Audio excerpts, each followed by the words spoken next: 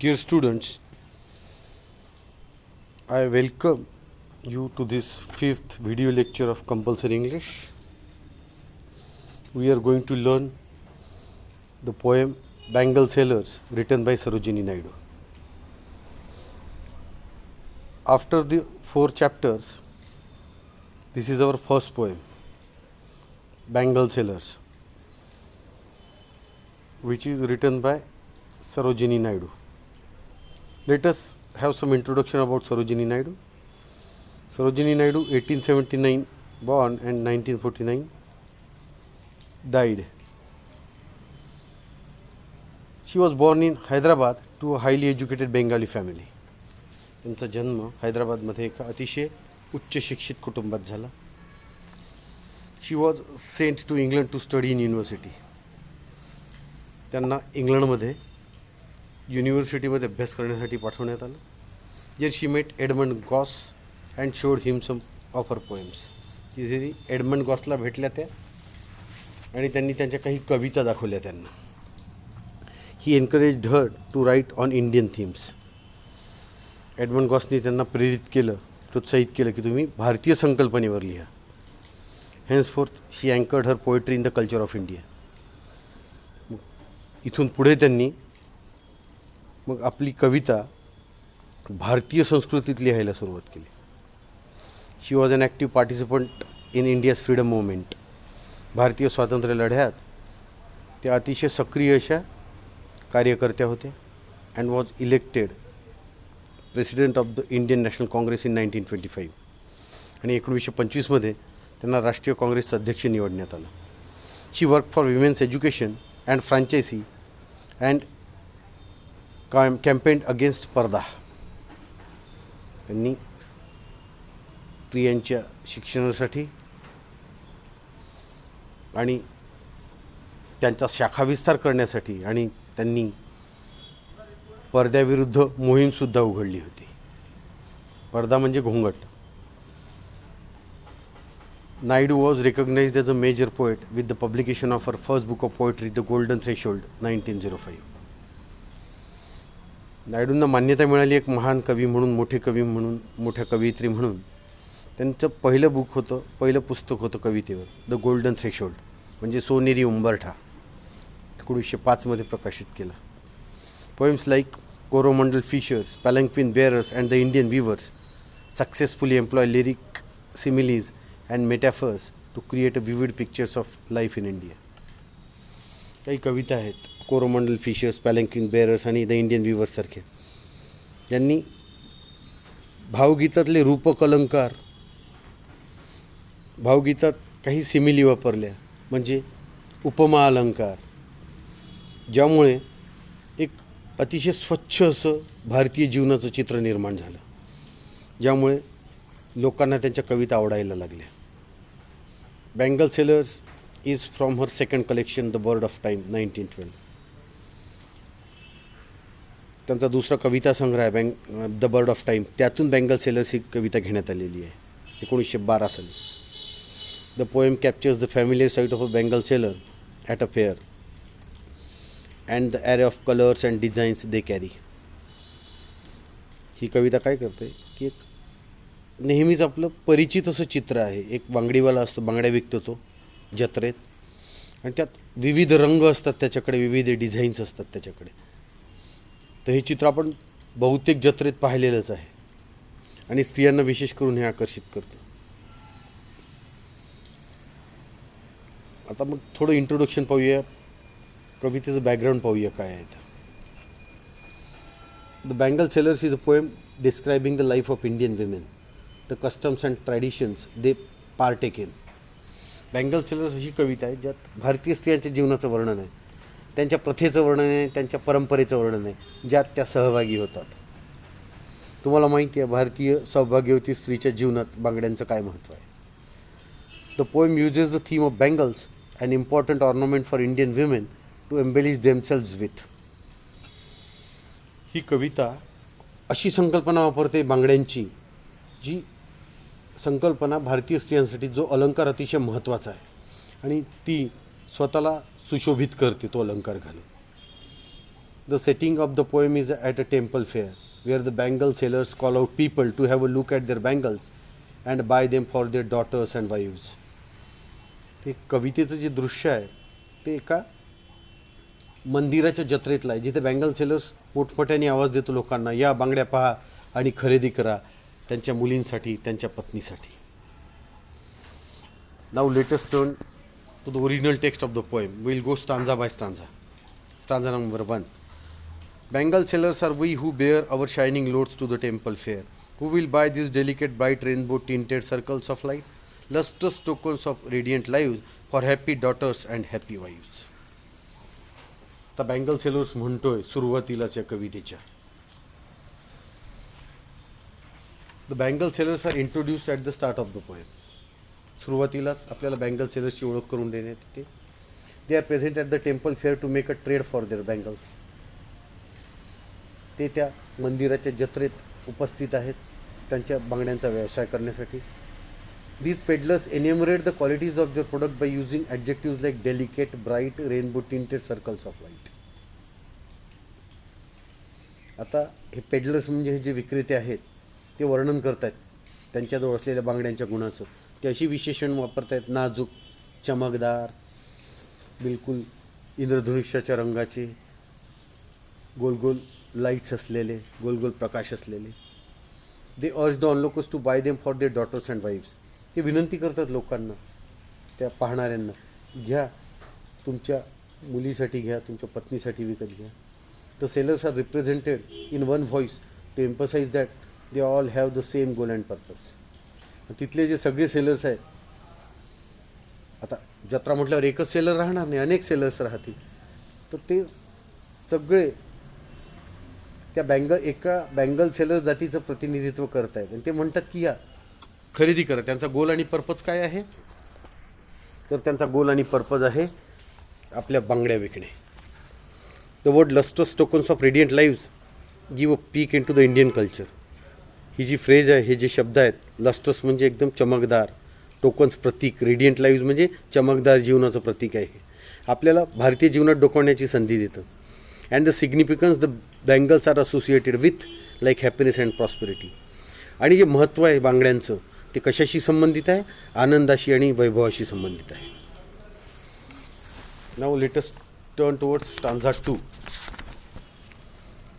Some are meet for a maiden's wrist, silver and blue as the mountain mist. Some are flush like the birds that dream on the tranquil brow of woodland stream. Some are aglow with the bloom that cleaves to the limpid glory of new born leaves. तर second स्टांजामध्ये ते म्हणतात, the second stanza showcases different kinds of bangles the sellers have. दुसऱ्या स्टांजात शोकेसमध्ये मांडल्यासारखे आपल्याला दिसत आहेत bangles, वेगवेगळ्या प्रकारच्या त्या विक्रेत्याजवळ आहेत त्या. Some of this bangles are for young unmarried maidens wrist. काही बांगड्या आहेत त्या तरुण पण अविवाहित कुमारिकेसाठी आहेत, त्यांच्या मनगटासाठी आहेत. They are coloured silver and blue resembling the mountain mist. त्यांचा रंग आहे चांदीचा आहे, निळा आहे, जणू काही पर्वतात धुकं पसरलेलं आहे. Others are pink and light red in colour akin to tender flower birds blossoming near woodland stream. आणि काही आहे गुलाबी आहेत, काही लाल आहेत, जणू काही नाजूक फुले आहेत, नाजूक कळ्या आहेत, ज्या एका वुडलँड स्ट्रीमजवळ त्या फुलत आहेत. वुडलँड स्ट्रीम म्हणजे एक जंगली जमीन आहे आणि तिथे एक ओढा वाहतोय, तिथे जणू काही या कळ्या फुलल्या आहेत. There are also some green coloured bangles glowing fresh and pure new born leaves. काही हिरव्या रंगाच्या बांगड्यासुद्धा आहेत, जणू अशा दिसत आहेत की नवीन पालवीला जन्म मिळालेला आहे, नवीन पालव्या फुटलेल्या आहेत. This represents the fact that in Indian society different coloured bangles are worn by women in different phases of their life. ही सत्य परिस्थिती भारतीय समाजाचं प्रतिनिधित्व करते की वेगवेगळ्या रंगाच्या बांगड्या भारतीय स्त्रिया जीवनातील वेगवेगळ्या स्टेजमध्ये घालतात, जीवनातल्या वेगवेगळ्या टप्प्यात घालतात. The complete stanza depicts the youthful stage in a women's life. The complete stanza depicts the youthful stage in a women's life. हा संपूर्ण स्टांझा जो आहे तो आपल्या तारुण्याचा जो टप्पा आहे स्त्रियाच्या त्याचं वर्णन करतो आहे. Now let us turn towards stanza 3. Some are like fields of sunlit corn, meet for a bride on her bridal morn. Some like the flame of her marriage fire, or rich with the hue of her heart's desire, tinkling luminous, tender and clear, like her bridal laughter and bridal tear. बघा किती सुंदर वर्णन केलं आहे नववधूचं. स्टॅन्झा 3 मध्ये बघूया आपण आता. Now the sellers point to the bangles are coloured like fields of sunlit corn. आता तो बांगडी विक्रेता म्हणतोय की या बांगड्या अशा रंगाच्या आहेत जणू एक शेत आहे आणि ज्यात सूर्यप्रकाशाने प्रकाशित मक्याचे कणस लागलेले आहेत. म्हणजेच पूर्ण ते शेत जणू काही सूर्याने प्रकाशित केलेल्या कणसाचं आहे. कारण कणस पिवळे असतात ना, असं वाटतं की जणू काही सूर्यच प्रकाशित झाला आहे. They are fit for a grown woman on a bridal morning. एक वयस्क स्त्री आहे जी लग्नाची झालेली आहे, तिचं लग्न ज्या सकाळी आहे त्या सकाळी घालण्यासाठी त्या बांगड्या अतिशय उपयुक्त आहेत. Other bangles are bright red just like the flame of the marriage fire. Hindu bridal ceremony जो असतो म्हणजे हिंदू समाजात लग्न असताना जसा यज्ञ पेटलेला असतो त्या यज्ञातल्या ज्वाला जशा असतात तशा रंगाच्या लाल बांगड्या आहेत. The red bangles indicate her heart's desire and passion for a new life as a bride and wife. त्या लाल बांगड्या कशाचं प्रतीक आहे तर तिच्या हृदयात काही इच्छा आहेत, काही आकांक्षा आहेत तिच्या नवीन जीवनाबद्दल, कारण ती आता एक नववधू होणार आहे, एक पत्नी होणार आहे. They are considered as tinkling luminous tender and clear. त्यांचं वर्णन कसं केलेलं आहे? टिंकलिंग किणकिण वाजतायत त्या, ल्युमिनस चमकदार आहेत, टेंडर नाजूक आहेत आणि क्लिअर एकदम स्वच्छ आहेत. These bangles compare the marriage flame to bride's deepest desires. या बांगड्या लग्नाची जी ज्वाला आहे ते यज्ञातून उठते आहे त्याची तुलना जी नववधू आहे तिच्या अतिशय सखोल अशा इच्छेशी केली जात आहे. The usage of bridal laughter and bridal tears represents both the excitement of a new beginning as a wife and the grief of separation from the parents and home. बघा आता यात म्हटलं आहे लाफ्टर अँड ब्रायडल टीयर्स, म्हणजे नववधू हसतेसुद्धा आहे आणि रडतेसुद्धा आहे. हे कशाचं प्रतीक आहे की हसते काय तर ती एक्साइटमेंट आहे, तिच्या जीवनाची नवीन सुरुवात आहे पत्नी म्हणून, आणि दुःख काय कारण ती तिच्या घरापासून आणि तिच्या पालकांपासून दूर जाते आहे. लग्न म्हटलं की या दोन भावनांना निश्चित येतातच. It points to the transition that a woman makes from a maiden daughter to a wife. हे अशा स्थिती बदलाकडे लक्ष वेधतं आपलं की ज्यात एक कुमारिका पुत्री एक पत्नी बनते. Now let us turn towards the fourth and final stanza.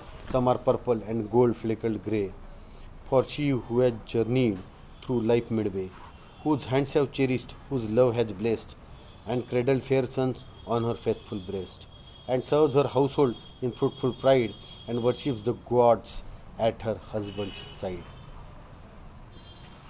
Stanza 4चा पॅराफ्रेज बघूया काय म्हणतायत ते. In the final stanza the bangle sellers talk about bangles that are purple and gold flecked grey. Final स्टांजामध्ये तो बांगडीवाला बोलतोय अशा बांगड्यांबद्दल ज्या जांभळ्या आहेत आणि ज्यावर सोनेरी करड्या रंगाची छटा आहे. These are perfect for middle aged woman who has journeyed through life and raise their children and a family. तर या स्त्रिया ज्या मध्यवयीन आहेत, ज्यांच्या जीवनातला बराचसा प्रवास झालेला आहे, ज्यांनी मुलांना लहानाचं मोठं केलेलं आहे, अशा स्त्रियांसाठी या बांगड्या परफेक्ट आहेत. These women have fulfilled their household duties with pride and commitment. या स्त्रियांनी आपल्या घरगुती कर्तव्य अभिमानाने आणि खूप मन लावून पूर्ण केलेले आहेत. And show devotion to their god with sincere prayers alongside their husbands. आणि पूर्ण भक्ती दाखवलेली आहे, देवाची भक्ती केलेली आहे, मनापासून प्रार्थना केलेली आहे, आणि त्याचसोबत त्यांनी पतीची सुद्धा मनोभावे सेवा केलेली आहे, प्रार्थना केली आहे. कारण देवानंतर भारतीय स्त्रिया, भारतीय पत्नी पुरुषालाच देव मानतात.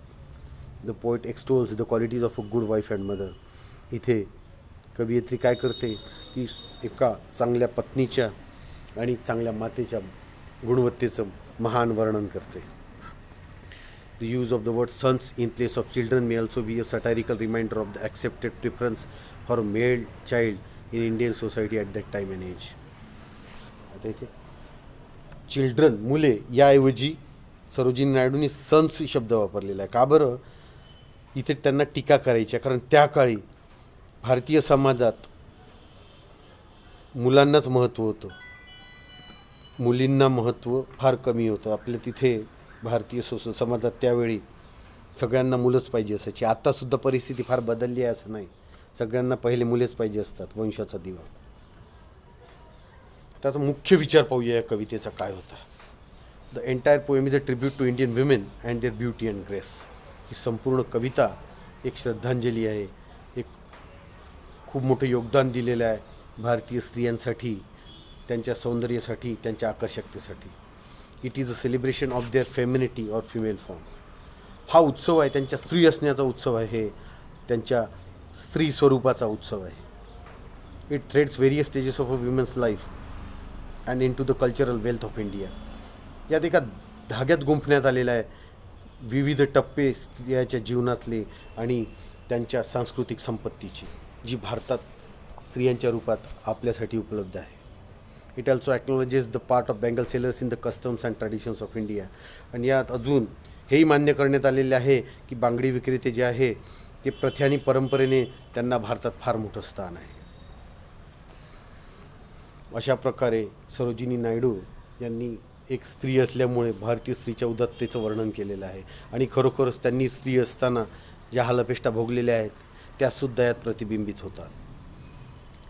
Here we come to the end of this poem, The Bengal Sailors.